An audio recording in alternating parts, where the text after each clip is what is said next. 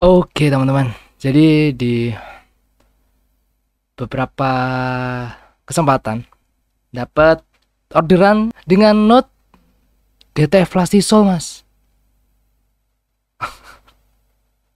Dua kata lucu ya, DTF Plastisol atau Digitalize Plastisol. Oke deh, karena beberapa hari ini lagi rame juga, sempat juga diangkat sama Mas Hendy. Dan ya, kalau gitu langsung aja kita bahas apa sih bedanya sablon DTF yang ya memang DTF gitu loh, sama kata-kata lucu tadi DTF Plastisol atau Digital Plastisol. Oke, langsung aja kita bahas. Let's go.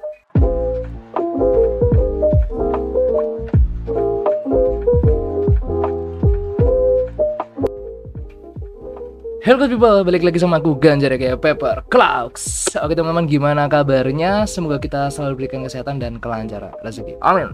Beberapa minggu ini memang aku dapat orderan yang dari customer mungkin masih awam gitu ya. Dan mereka itu minta untuk bikinin satuan. Oke, untuk satuan kita bisa produksi dengan menggunakan DTF teman-teman. Dan dari mereka sekarang tuh banyak yang minta sablon digital Plastisol. Nah ini aku sempat bingung pertamanya ya. Aku belum lihat di TikTok, ternyata banyak atau ada lah salah satu orang atau salah satu vendor yang bilang bahwa dia bisa mengklaim produknya ini nanti akan menjadi DTF Plastisol dan itu akan berbeda dengan DTF yang sebelum-sebelumnya. Jadi ini katanya teknologi paling terbaru dari DTF, katanya gitu. Dan karena ini menurutku pribadi ya, ini sudah meresahkan dan bisa berpotensi ke arah dalam tanda kutip penyimpangan, maka sepertinya perlu aku buatkan video ini untuk bahas tentang ya dua kata lucu tadi ini ya. Oke, jadi di sini aku udah menyiapkan beberapa kaos ya yang kita produksi, yang kita bikin dengan berbagai macam jenis sablon manual dan sablon DTF, dan akan kita bedah tipis-tipis apa itu sablon Plastisol DTF gitu ya, DTF Plastisol atau Digital Plastisol ya, itulah pokoknya ya yang gimmick-gimmick tai gitu ya, gimmick-gimmick gak jelas gitu loh. Oke, jadi mungkin buat kalian yang belum tahu atau yang belum ngerti atau yang awam banget sama nama-nama jenis sablon gitu ya, sablon manual dan sablon digital, jadi gini, untuk mempercepat atau mempersingkat, untuk sablon Plastisol dan sablon DTF ini bisa dibilang dua jenis teknik sablon yang berbeda teman-teman. Untuk Plastisol itu dalam prosesnya kita perlu afdruk, perlu rekel, perlu gesut, dan nanti ketika di finishing bisa pakai curing atau kita press gitu ya. Sedangkan untuk DTF pure pakai printer khusus DTF buat cetak desain ke film atau ke padnya nanti. Kemudian kita kasih gula halus ya. Bukan gula halus ya, lem ya, itu namanya lem teman-teman. Lemnya ini nanti akan dipanaskan ke bagian pad belakangnya. Kemudian nanti setelah lemnya lengket, itu baru kita akan press di media kain seperti itu. Jadi dari segi proses pun, dari segi teknik ini sangat-sangat berbeda teman-teman. Oke ya, untuk pondasinya udah clear. Atau misalnya kalian pengen tahu lebih detailnya, kalian bisa mampir ke channel-channel yang memang membahas atau membuatkan proses untuk sablon Plastisol atau sablon DTF. Kalian bisa cek aja di YouTube, itu banyak banget, kalian search aja di situ. Atau kalau misalnya kalian pengen tahu gitu ya, atau kalian pengen nonton untuk perbedaannya antara sablon DTF sama sablon manual, itu udah pernah aku bikin beberapa bulan atau beberapa tahun yang lalu untuk videonya. Kalian bisa cek aja di atas ini atau di bawah, nanti aku masukin di deskripsi untuk linknya. Tapi mas, katanya sablon DTF Plastisol itu awet sampai 3 tahun. Woi, sebenarnya awet enggaknya dari DTF itu tergantung pemakaian dan perawatan kalian seperti apa cuy. Ini ya, aku ada contoh kaos dengan sablon DTF yang aku pakai reguler, aku pakai terus. Mungkin kalau misalnya kalian nontonin videoku di channel ini, aku sering pakai kaos ini, dan ini udah aku buat harian selama kurang lebih ya, awal-awal rilis produk ini 2-3 tahun yang lalu cuy. Nah, contohnya seperti ini. Nih ya, ini kalau nggak salah aku bikin untuk katalog ini tuh 3 tahun yang lalu cuy. Ini masih bagus nih untuk DTF-nya. Ini aku pakai sablon DTF, dan ini untuk kainnya aku pakai Cotton Combat 24S. Nih seperti ini. Ini aku pakai reguler terus. Kalian kalau nonton pasti tahu lah, aku sering pakai. Nah, ini biasanya aku pakai tempur di rumah nih buat tidur, buat segala macem lah, buat ngapain aja, buat bersih-bersih di rumah. Ini ya 2 tahun nih. Ini 2 tahun cuy. Seperti ini. Nah ini detailnya nanti aku coba kasih lihat ke kalian juga ya, bagaimana perubahannya setelah 2 tahun dan tadi 3 tahun. Ini di kain 24S juga, 24S seperti ini. Nah jadi kalau misalnya mereka bisa mengklaim 3 tahun, ya bisa-bisa aja gitu, tergantung dari perawatan dan pemakaian kalian seperti apa, dicucinya seperti apa gitu kan, kemudian nanti jemurnya seperti apa. Karena ya beda treatment pasti akan beda masa, apa ya, bisa dibilang bukan masa aktif ya, masa pakainya gitu loh. Karena DTF sendiri kalau misalnya kalian sering pakai mesin cuci, terus kalian jemurnya nggak bener, dalam artian kalian kalau jemur itu bagian area sablonnya langsung terpapar ke matahari, ketika disetrika kalian nggak dibalik, ya otomatis bakalan cepet hancur cuy. Beda sama sablon manual, apalagi discharge itu. Nah mungkin nanti ada yang tanya, Mas apakah raster itu cuma bisa di sablon manual sedangkan di sablon DTF nggak bisa? Nah tadi kan aku udah sempat kasih tahu ke kalian ya, untuk sablon DTF itu juga bisa dikasih raster, yang dimana sekarang itu lagi digoreng sama digital plastisol. Ya bisa aja, tergantung vendornya, tergantung cara nyeting dari si vendor, apakah bisa maksimal atau enggak nantinya. Nah sedangkan untuk sablon manual itu kalian bisa aplikasikan di sablon plastisol. Nah contohnya seperti ini. Ini aku pakai sablon plastisol teman-teman. Kemudian kita raster, ya kalian bisa lihat dotting-dottingnya seperti ini, titik-titiknya. Ini kita finishing doff. Jadi untuk finishingnya tersebut halus ya, bukan yang finishing pakai curing atau yang biasa. Apakah plastisol doang? Bisa pakai plus charge teman-teman. Ini pakai plus charge nih. Ini ya, bisa kalian lihat juga untuk dotting-dottingnya di sini. Ini pakai plus charge nih, abu-abunya nih, abu-abu, kemudian warna merah-merahnya, orange-nya. Ini hampir semuanya raster, desainnya raster cuy. Nih, kalian bisa lihat. Ini pakai plus charge. Ini pakai Cotton Combat 24S, yang ini pakai 20 atau 16S aku lupa nih. Ini salah satu sampelku waktu itu buat brand ini ya, WYWH. Nih seperti ini. Itu jadi bisa.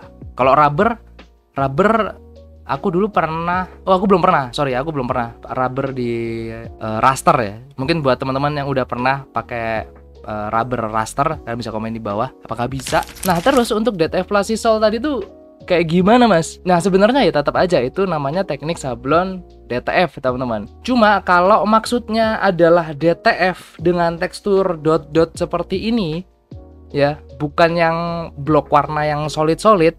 Nah, ini aku sebutnya raster DTF atau DTF raster gitu ya. Jadi di sini itu ada kayak dotting-dottingnya seperti ini, dan kalau punya aku ini nggak semuanya aku kasih full dot. Jadi ada bagian-bagian yang masih solid. Aku cuma ambil beberapa detail-detail yang aku jadikan raster seperti ini.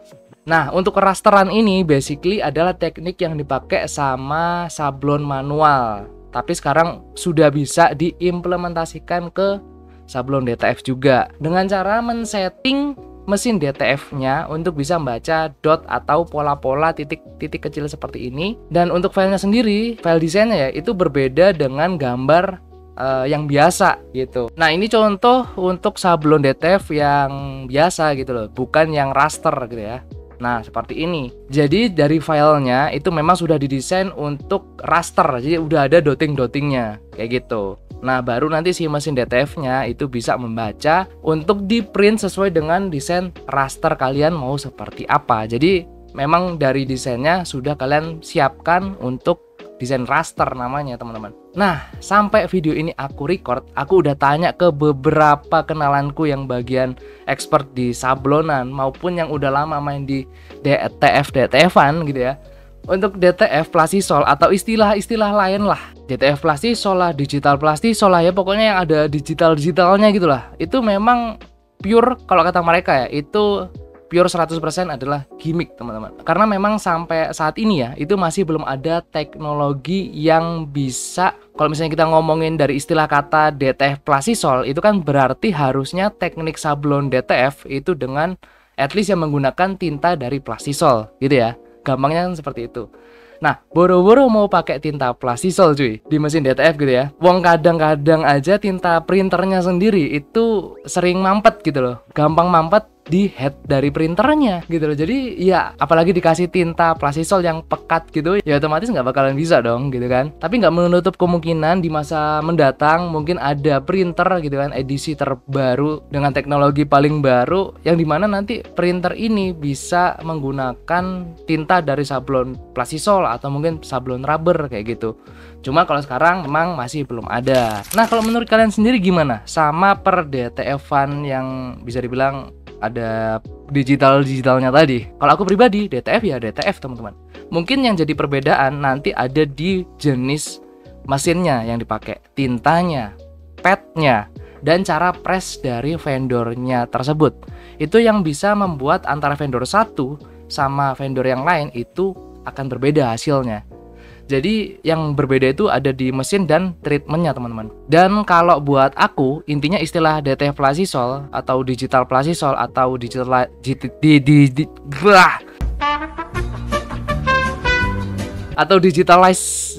kayak gitu, itu sebenarnya ya sama aja kayak DTF pada umumnya. Tapi yang membedakan kayak aku tadi bilang, mungkin mesinnya yang dipakai, tintanya, dan treatment di finishingnya seperti apa. Karena untuk masalah tebel tipisnya itu bisa diakalin dengan teknik raster kayak tadi ya teman-teman, yang dimana nanti akan membentuk pola-pola dot, dan ketika nanti dipakai di kaos itu akan nggak kelihatan seperti stiker yang nempel di kaos, atau nggak kelihatan terlalu tebel, feelnya masih enak gitu ketika kita pegang, nggak rosak kayak gitu, dan lebih enteng juga. Nah, untuk finishing pressnya nanti kalian bisa juga mainin gitu kan, mau 1 kali press atau 2 kali press. Nah, kalau aku biasanya kalau misalnya kalian pengen nyari yang enteng, itu aku saranin untuk 2 kali press.